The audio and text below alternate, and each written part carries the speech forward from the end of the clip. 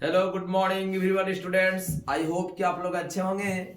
और आज हम लोग क्लास 10th के एक नए चैप्टर की शुभारंभ कर रहे हैं और उस चैप्टर के नाम है समांतर श्रेणी और इसी को हम लोग समांतर श्रेणी भी कहते हैं और इसी को अंग्रेजी में अर्थमेटिक प्रोग्रेशन कहा जाता है और इसी अर्थमेटिक प्रोग्रेशन को संक्षेप में एपी भी कहते हैं। A for arithmetic, P for progression, इसी को हम लोग बोलेंगे एपी।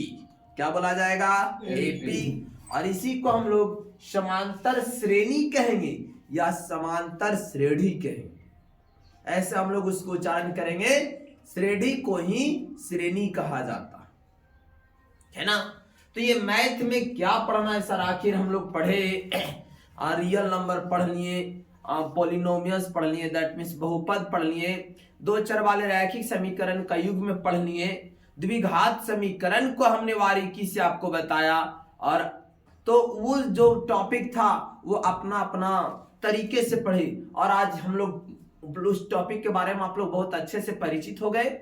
तो आज आप लोगों को लग रहा होगा कि ये समांतर श्रेणी अर्थात एपी में पढ़ना क्या रहेगा। तो एपी में पढ़ना ये रहेगा कि हमारे पास दे देंगे संख्याओं का अनुक्रम, संख्याओं का अनुक्रम, और उसको बताना है और उस संख्या के जो अनुक्रम होंगे, जैसे एक आपको एग्जांपल लेकर के दिखाते हैं। जैसे बोलिए आप लोग यहाँ से 3, 6, 9, 12, 15 डॉट डॉट, ये देख रहे हैं ना? Yes sir. एक संख्या का हमने अनुक्रम ले लिया और ये बताइए संख्या के अनुक्रम को हम लोग जांच करेंगे यह एपी के रूप में है कि नहीं। तो क्या करेंगे कि ये देखिए पहला पद, दूसरा पद, तीसरा पद, चौथा पद, पांचवा पद ये है ना। तो हम लोग क्या करेंगे कि अगले पद में से पिछले वाले पद को हम लोग क्या करेंगे? अंतर करेंगे यानी घटाएंगे, है ना। तो घटाइए, 6 में से 3 गया 3, 9 में से 6 गया 3, 12 में से 9 गया 3, 15 में से 12 गया 3। देखिए घटाने के बाद सदैव हमेशा एक नियत संख्या आ रहा है। Yes sir. तो जब एक नियत संख्या आएगा तो ये जो संख्याओं का अनुक्रम दिए रहेंगे उसको हम लोग कह सकते हैं यह संख्याओं का अनुक्रम एपी में है। और अगर दूसरे पद में से पहले पद को घटाने का काम करेंगे और घटाने के बाद सभी जगह डिफरेंट डिफरेंट आएगा, अलग अलग आएगा, तो हम कह देंगे साफ शब्दों में यह संख्याओं का अनुक्रम एपी में नहीं है। और जो घटाने के बाद सदैव एक नियत संख्या आएगी उसको कहा जाता है सार्व अंतर। क्या कहा जाता है? सार्व अंतर। हाँ, और सार्व अंतर को डी से डिनोट किया जाता है। यानी देखिए ये 3 3 3 घट कर क्या रहा है? ये कहलाएगा, यानी एक पद से दूसरे पद के बीच की जो है ना दूरी है यानी अंतर है, उसी को हम लोग बोलते हैं सार्व अंतर। और देखिए एपी स्टार्ट है, इस एपी में पहला पद कौन है? 3। तो ये 3 जो है पहला पद कहलाएगा, ये दूसरा पद कहलाएगा। इस प्रकार से हम कह देंगे, इस प्रकार से दिया रहेगा छोटे 3, 6, 9, 12, 15 और इस प्रकार से कह देगा 11वां पद का मान बताइए कि कितना होगा। कौन सा पद का मान निकालिए? हाँ, 11वां पद का मान निकालिए कि कितना होगा। तो अगर एक एक करके लिखेंगे तो काफी टाइम लगेगा। कभी कभी कह देगा 101वां पद का मान बताइए कितना होगा। तो अगर हम लिखते जाएंगे 3, 6, 9, 12, 15, 18, 21, 24, 27, 30 होता है। अब इस प्रकार से 100वां नंबर पर जाएंगे तो देखेंगे कौन है, आखिर कौन सी संख्या आएगा। तो काफी डिफिकल्ट है कि नहीं? तो इन चीजों को सरल और आसान बनाने के लिए हमारा मैथ को प्रयोग किया गया, मैथ को उपयोग में लाया गया और वह मैथ क्या है? समांतर श्रेणी। कभी कभी ऐसे भी कह देगा आप लोगों को, इसको और भी हम यूज कर सकते हैं। जैसे वो हमारा संख्याओं का अनुक्रम दे देगा, कहेगा 3 6 9 12 15 और कहेगा 50 पदों तक इसका योग बताइए, जोड़ के बताइए कितना वैल्यू आएगा। जैसे जोड़ेंगे 6 3 9 9 प्लस 9 18 18 और 12 30 30 प्लस 15 35। यानी जोड़ना काफी डिफिकल्ट है कि नहीं। 50 तक अगर जोड़ने के लिए कोई कह दे तो काफी डिफिकल्ट है कि नहीं। तो इनको आसान बनाने के लिए, इनको सरल बनाने के लिए एक आसान मेथड से हम जोड़ सकते हैं। कितनों पद भी कह दे हम आसानी से उसकी प्रत्येक को जोड़ करके वैल्यू निकाल सकते हैं। इसके लिए जिस मैथ का उपयोग करते हैं वह कहलाता है समांतर श्रेणी। दैट मीन्स उसी को बोलेंगे अरिथमेटिक प्रोग्रेशन और उसी को संक्षेप में बोलेंगे एपी। बात समझ में आई? तो बताइए समांतर श्रेणी किसे कहते हैं, आपको तो समझ में आना होगा। एक और एग्जांपल लेके बताइए ना सर, ऐसे नहीं ठीक लग रहा है, एकदम बताते हैं एगो। चलिए तो ये हो गया 6 10 14 18 डॉट डॉट। देख रहे हैं, बोलिए एपी कितना से स्टार्ट है? 6। प्रथम पद क्या कहलाएगा? 6। इसको पहले ये जांच करके देखिए कि यह एपी में है या नहीं। जो संख्याओं का अनुक्रम दिया है Yes, इसको जांच करके बताना है कि एपी में है या नहीं। तो जांचिए, बताइए 10 - 6 4। बोलिए 14 - 10 4। 18 - 14 4। एक नियत संख्या आ गया। Yes, sir. और जब नियत संख्या हमें आ जाएगा तो कह देंगे संख्याओं का अनुक्रम किस में है? समांतर श्रेणी में है। और ये जो एक निश्चित संख्या आ रही है, एकदम नियत संख्या जो सदैव आ रही है, कभी भी डिफरेंट डिफरेंट नहीं आ रहा है, और इसको हम लोग बोलेंगे सार्व अंतर।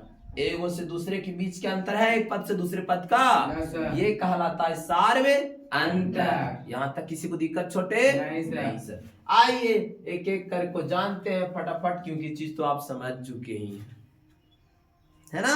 देखिए हम लोग पढ़ना है, कहता है समांतर श्रेणी अर्थात एपी किसे कहते हैं। तो देखिए इतना अच्छे तरीके से हमने लिखा, संख्याओं के एक अनुक्रम को समांतर श्रेणी में कहा जाता। कोई भी संख्याओं के अनुक्रम जो दिया रहेगा उसको एपी में कहेंगे। किस में कहेंगे? अच्छा एक और एग्जांपल लेके बताइए सर, ऐसे नहीं समझ में आया। जैसे लेंगे 1 4 8 16 25 36। देख रहे हैं आप लोग? बताइए यह संख्याओं का अनुक्रम एपी में कहलाएगा कि नहीं? नहीं कहलाएगा। अब इसको हम लोग चेक करते हैं।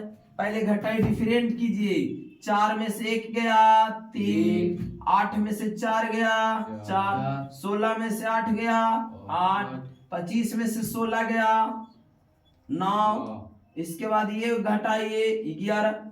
देखिए देख रहे हैं? बताइए सदैव एक नियत संख्या आया, अंतर नहीं आया। तो जब सदैव एक नियत संख्या आपका अंतर नहीं आएगा तो कह देंगे संख्याओं का अनुक्रम एपी में नहीं है। नहीं संख्या तो दे दिया था, लेकिन यह एपी में नहीं है। तो आइए तो यही परिभाषा इसी के आधार पर हम देने जा रहे हैं। कहता है संख्याओं के एक अनुक्रम को समांतर श्रेणी में कहा जाता है। समांतर श्रेणी में कहेंगे संख्याओं के अनुक्रम को। कब कहेंगे? यदि उसके किसी पद और उसके पूर्व पद का अंतर सदैव नियत हो। कोई भी पद लेंगे और उसके पहले वाले पद को अंतर का मतलब घटाएंगे, और घटाने के बाद एक मान जो है नियत होना चाहिए। सदैव नियत मतलब सदैव मतलब हमेशा एकदम नियत होना चाहिए। कभी कभी बड़ा छोटा हो जाए तो वैसे स्थिति में नहीं होगा। देखिए यहाँ देख थोड़ा थोड़ा डिफरेंट हो गया तो क्या इसको एपी में बोलेंगे? नहीं बोलेंगे। लेकिन यहाँ देखिए छोटे सदैव अंतर 3 3 3 आया सर, इस संख्याओं के अनुक्रम को हम एपी में बोल देंगे।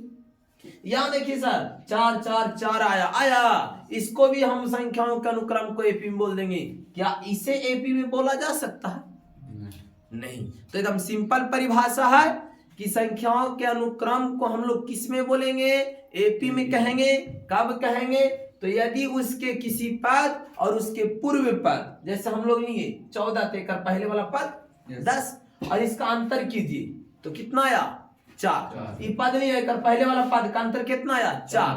तो हमेशा अंतर कितना आ रहा है? 4। एक नियत है। तो यह संख्याओं का अनुक्रम क्या चीज में कहलाएगा? समांतर श्रेणी में कहलाएगा। और जो एक नियत संख्या आ रही है संख्याओं के अनुक्रम के बीच में, उसी को हम लोग कहते हैं सार्वत्रिक अंतर। देखिए लिखिए, यह नियत संख्या समांतर श्रेणी का सार्वत्रिक अंतर कहलाती है। और इसी को अंग्रेजी में कहा जाता है कॉमन डिफरेंस। क्या बोलेंगे? कॉमन। एक पद से दूसरे पद में जो अंतर है उसको घटाने के बाद आएगा, उसी को बोलेंगे कॉमन डिफरेंस। कॉमन डिफरेंस का मतलब होता है सबके बीच बराबर बराबर अंतर है। देखिए इसके और इसके बीच का अंतर 3, इसके बीच का अंतर 3, किसी के बीच में डिफरेंट आया नहीं आया।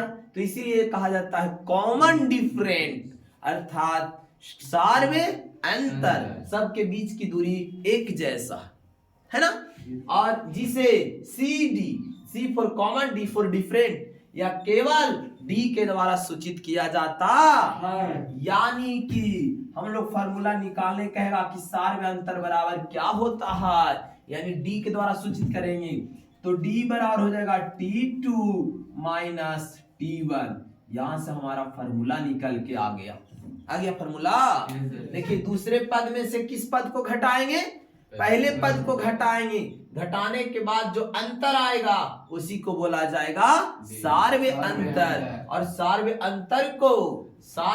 अंतर को क्या चीज से सूचित करेंगे? डी के द्वारा सूचित किया जाता है। यस, तो डी बराबर T2 माइनस T1 हो गया। तो एपी में बहुत सारे ऐसे पद हैं जिसको हम लोग सूचित करेंगे, पूरा लिखेंगे नहीं। जैसे बताओ छोटे, यह संख्याओं का अनुक्रम एपी में है, बताइए इसका प्रथम पद कितना? 3। तो हम लोग प्रथम पद नहीं लिखेंगे बल्कि डायरेक्ट लिखेंगे T1 बराबर 3 सूचित करेंगे। बताइए यह संख्याओं का अनुक्रम एपी में है? यस। तो बताओ इसके प्रथम पद कितना? 6, यानी T1 बराबर 6। देख रहे हैं ना? यस। अगर कहेगा सार्वत्रिक अंतर तो सार्वत्रिक अंतर को उतना लिखेंगे नहीं, सार्वत्रिक अंतर को क्या चीज से सूचित करेंगे? डी से। और डायरेक्ट लिखेंगे T2 माइनस T1, यानी दूसरे पद में से पहले पद को घटा देंगे। दैट मींस घटाएंगे तो 10 माइनस 6 इज इक्वल टू 4। देखिए 4 आ रहा है, देखिए 4 हमारा क्या चलाया? सार्वत्रिक अंतर। क्लियर छोटे? तो आइए एपी के कुछ हम लोग संकेत को समझते हैं, सिंबल को समझते हैं, है ना। तो ये देखिए आपका कुछ संकेत है, दैट मीन्स सम सिंबल्स। देखिए एपी का प्रथम पद रहेगा, एपी का प्रथम पद एकदम पहला पद देख रहे हैं ना छोटे? उसको क्या चीज से डिनोट करेंगे? T1 से या कभी कभी A1 से। T1 A1 इससे हम लोग डिनोट कर लेंगे। क्लियर? अच्छा, एपी का प्रथम पद, एपी का सार्वत्रिक अंतर का डिनोट करेंगे डी से। अभी समझे ना? डी से, डी फॉर कॉमन डिफरेंस।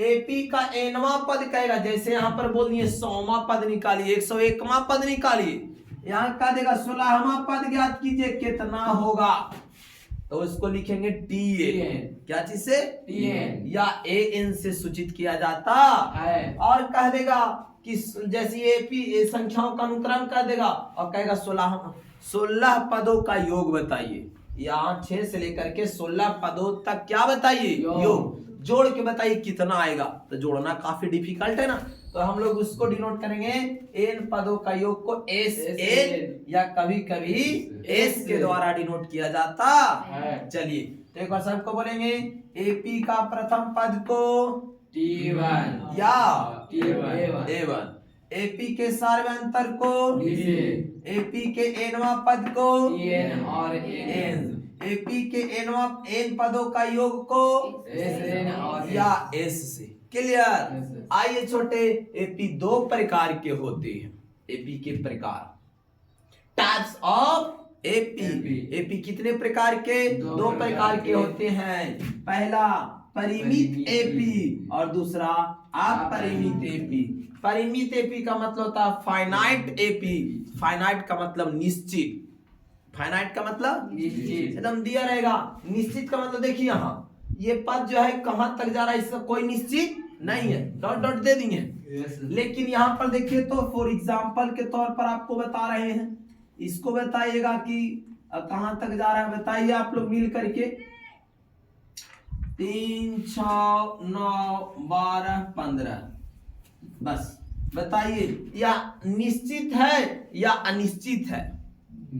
एकदम निश्चित है, 15 तक ही है। इसको आगे बढ़ाया गया है? नहीं बढ़ाया गया। तो परिमित एपी उस एपी को कहेंगे जिसमें पदों की संख्या, जिसमें पदों की संख्या निश्चित होगी। पदों की संख्या निश्चित। उसी को हम लोग क्या बोलेंगे? परिमित एपी। और अपरिमित एपी किसको कहेंगे सर? तो अपरिमित एपी उस एपी को कहेंगे जिसमें पदों की संख्या अनिश्चित होगी। कहां तक जाएगा इसका कोई निश्चित नहीं है। जैसे फॉर एग्जांपल इसको भी हम लोग ले लेते हैं। इसका एग्जांपल में हम लोग डाल लेंगे छोटे, जैसे लिख लेंगे हम लोग 5 10 15 20 25 डॉट डॉट। देख रहे हैं ना? यह एपी का कोई निश्चित है? कहां तक जाएगा? नहीं जाएगा, पता है। तो ये एपी जो है क्या कहलाएगा? अपरिमित एपी। और जिसमें पदों की संख्या निश्चित होगी वो क्या कहलाएगा? परिमित एपी। तो बात आपको समझ में आया? यस, बंद कर दो। तो आज जो है हम लोग, तो ये आपका हो गया अपरिमित एपी यानी इनफाइनाइट एपी, जिसके पदों की संख्या निश्चित नहीं होती है। आइए अब एक एक करके आप लोगों को क्वेश्चन को सिखाते हैं। ठीक, कहता है निम्नलिखित निम्न प्रकार परिभाषित अनुक्रमों के प्रथम 3 पदों को लिखे। ये हमारा दिया हुआ है अनुक्रम, परिभाषित अनुक्रम दिया हुआ। जैसे दिया हुआ है हमारा Tn is equal to n into n plus 1 है। और इसको क्या करना है कि प्रथम कितने पद? 3 पद को लिखना है ना? चलिए तो हम लोग बनाते हैं सर, प्रथम 3 पद को लिखने बोल रहा है तो लिखा था। तो हम लोग लिख लेंगे यहाँ n बराबर 1 2 3। अगर कहता 5 पद को लिखिए तो 5 तक ले, या केवल खाली कहता 10वां पद को बताइए तो n बराबर 10 ले लेते। बात समझ में आ रहा है? यस। तो बताइए, चूंकि हम लोग सब जानते हैं कि Tn बराबर n इंटू n प्लस 1 दिया हुआ है, नहीं दिया हुआ छोटे? तो हम लोग को पहला पद निकालना है, तो n का मान 1। तो जहां n है सबका वैल्यू कितना रख दीजिए? 1। तो 1 इंटू 1 प्लस 1। तो 1 के 1 यहाँ रहेगा। यहाँ पर देखिए 1 प्लस 1 2, 1 प्लस 1 2। और ये देखिए 2 1 कम 2 हो गया, आ गया पहला पद। इसी प्रकार से आप दूसरा पद को रख दीजिए। देखिए n के जगह पर कौन सा पद रखेंगे? दूसरा पद रखेंगे। तो T2 बराबर हो जाएगा 2 इंटू 2 प्लस 1। देखिए जहां जहां हमने n का मान 1 रखा था, दूसरा पद निकालेंगे तो n का मान कितना रखेंगे? तो हो जाएगा 2 इंटू 2 प्लस यानी 2 प्लस 1 3 और 3 दूना 6 आ गया दूसरा पद। अगर तीसरा पद निकालने बोल दिया जाए, कौन सा पद छोटे? तीसरा पद। तो n का वैल्यू कितना लेंगे? 3। फिर वैल्यू रखेंगे परिभाषित अनुक्रम पर और लिखेंगे 3 इंटू 3 प्लस 1। बोलिए, यानी 3 और 3 और 1 4, 4 3 12। ये हमारा आ गया प्रथम 3 पदों को लिखे। देखिए पहला पद, दूसरा पद, तीसरा पद।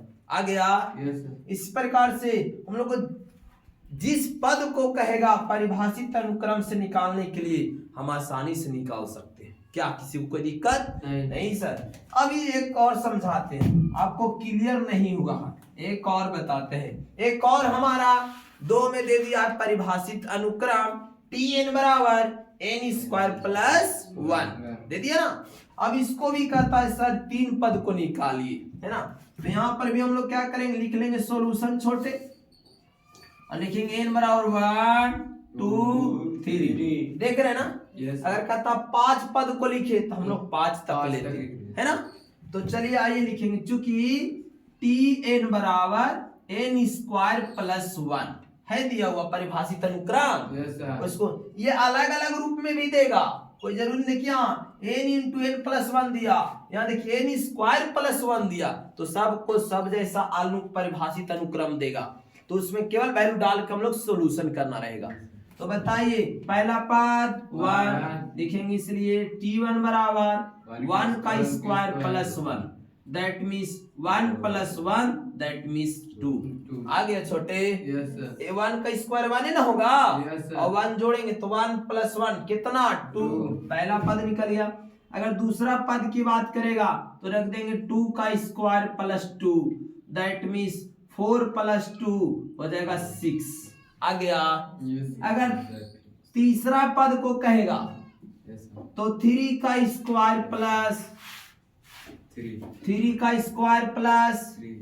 नहीं, यही तो हम लोग मिस्टेक कर रहे हैं, प्लस 1 दिया हुआ। Yes, sir. तो हम लोग यहाँ प्लस 1 ही लेंगे। ये देखिए तो हो जाएगा 2 का स्क्वायर 4 प्लस 1 दैट मीन्स 5।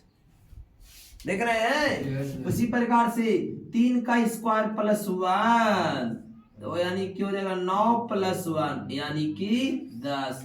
ये देखिए हम लोग 3 पद को निकालिए।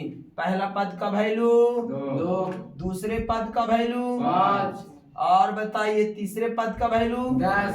आ गया।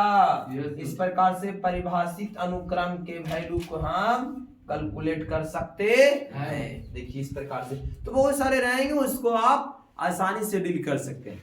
और एक बताते हैं हम आप लोगों को, एक दूसरे टाइप का क्वेश्चन को सिखाने आए हैं। ठीक, दूसरे टाइप का क्वेश्चन क्या कहता है सर, कहता है निम्नलिखित संख्याओं की सूची में कौन एपी बनाते हैं। दिया हुआ है हमारा एग्जाम्पल और इसको बताना कि कौन एपी को दर्शा रहा है और कौन एपी को नहीं दर्शा रहा। अगर एपी को दर्शाना है तो प्रथम पद भी बताना होगा इसका और इसके सार में अंतर को भी बताना होगा और अगले 3 पद को और निकाल के दिखाना होगा, है ना। तो आइए सबसे पहले पहचान करते हैं कि यह जो अनुक्रम दिया हुआ है, सूची दिया हुआ है संख्याओं का, यह एपी में है या नहीं। पहले जांच कीजिए। तो जांच कीजिए तो पहला दिया हुआ 6 9 12 15 डॉट डॉट डॉट। पहले ये बताइए आप लोग यह कौन सा एपी है, परिमित एपी या अपरिमित एपी। बिल्कुल गलत, अपरिमित एपी है। देखिए कहां तक जाएगा कोई निश्चित नहीं है। देखिए आप पदों की संख्या निश्चित है, इसमें पद फिक्स है, इसके आगे कहां कोई नहीं है, फुल स्टॉप है ना। तो ये देखो बताओ, ये बताओ पहले एपी में है या नहीं, जांच करके दिखाइए। है Yes, sir. कैसे, तो एक पद से दूसरे पद को हम घटाएंगे। Yes, sir. बताओ 6 में से 9 में से 6 गया 3, 12 में से 9 गया 15 में से 12 गया 3 आ गया। तो लिख देंगे यह संख्याओं का अनुक्रम यानी संख्याओं की सूची एपी बनाता यानी एपी में है। तो बताओ इसमें बताइएगा छोटे, इस एपी का प्रथम पद कितना 6 दैट मीन्स T1 बराबर 6। बताओ सार में अंतर कितना 3। बिल्कुल हर एक पद को घटा रहे हैं एक दूसरे से, तो कितना वैल्यू आ रहा है 3। तो ये हो जाएगा, या तो नहीं समझ में आया तो यहाँ से निकाल सकते हैं T2 माइनस T1। देखिए यहाँ फॉर्मूला है D बराबर T2 माइनस, यानी ये T2 का मतलब दूसरा पद और T1 का मतलब पहला पद। तो दूसरा पद कौन 9 और पहला पद कौन 6 9 में से 6 गया 3 आ गया। इस प्रकार से ये बताइए संख्याओं का सूची 2 वाला में एपी में है या नहीं। सोच के देखिए और बताइए कि एपी में है या नहीं। आप लोग भी जरा सोच करके बताइए कि यह संख्याओं का अनुक्रम एपी में दिखाई दे रहा है या नहीं। बोलिए नहीं। चलिए अब हम लोग कैलकुलेट करके देखते हैं कि ये संख्याओं का अनुक्रम एपी में है या नहीं। चलिए तो बताइए इसको -6 में से -4 को घटाएंगे तो कितना वैल्यू आएगा। बिल्कुल गलत। देखो यहाँ देखो -6 में से -4 को घटाएंगे। देखिए -6 और -10 को घटा रहे हैं। बताइए -6 का -6 माइनस इंटू माइनस +10। बताइए 10 में से 6 गया 4 आ गया। अब इसको प्रत्येक पद में से घटाइएगा ना तो वैल्यू 4 आएगा। कितना आ रहा है जी। अब कहेगा कहाँ आ रहा है सर, एक और घटा के दिखाइए तो बिल्कुल घटा के दिखाएंगे आपको। अब अगले पद में से तीसरे पद में से दूसरे घटाइए -2 इंटू माइनस इंटू -6 होगा जी। बोलिए अरे होगा। तो -2 माइनस माइनस +6। बताओ 6 में से 2 गया 4। देखिए 4 आ रहा है। अरे 4 आ रहा है। यह संख्याओं का अनुक्रम एपी में है, घटते क्रम में है। देखिए आपको दिख रहा है 10 6 2 है। यस। तो बताओ प्रथम पद का मान -10, सर्वांतर का मान 4। यह संख्याओं का अनुक्रम एपी में है। संख्याओं का सूची जो है एपी बनाता। अब इसको बताइए तीसरे नंबर वाले को बताइए यह संख्याओं का अनुक्रम एपी बना रहा है या नहीं। चलिए बताइए तो फटाफट यह है कि नहीं। और आप लोग बताइए तीसरे वाले को हमने इतना सिखा दिया है। कमेंट में बताइएगा कि 3 वाला जो आपका क्वेश्चन है संख्याओं की सूची वह एपी बना रहा है या नहीं। बताइए आप लोग कमेंट में जल्दी से आंसर करके, आपके लिए हम छोड़ रहे हैं। चलो देखो सोचो जल्दी, देरी नहीं करना है बच्चों।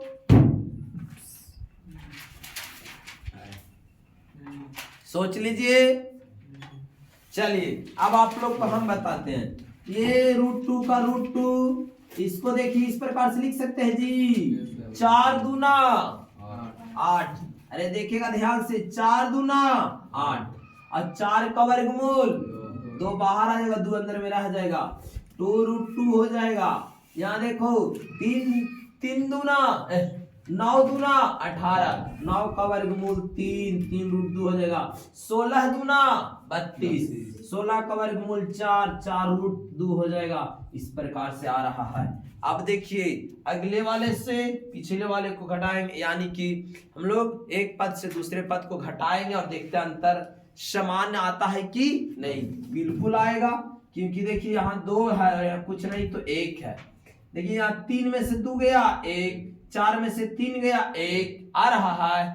तो ये घटाइएगा तो सब में अंतर कितना का आ रहा है। क्यों? क्योंकि √2 सब में है। तो खाली डिफरेंट कितना का है जी, 1 का। 1 2 3 4 5 6 आएगा सब। बताओ ये संख्याओं की सूची एपी में है या नहीं है। बताओ प्रथम पद का मान √2 है। और बताओ सार्वंतर का मान केवल 1। देखिए यहां से d बराबर t2 माइनस t1। बताओ ध्यान देगा जी।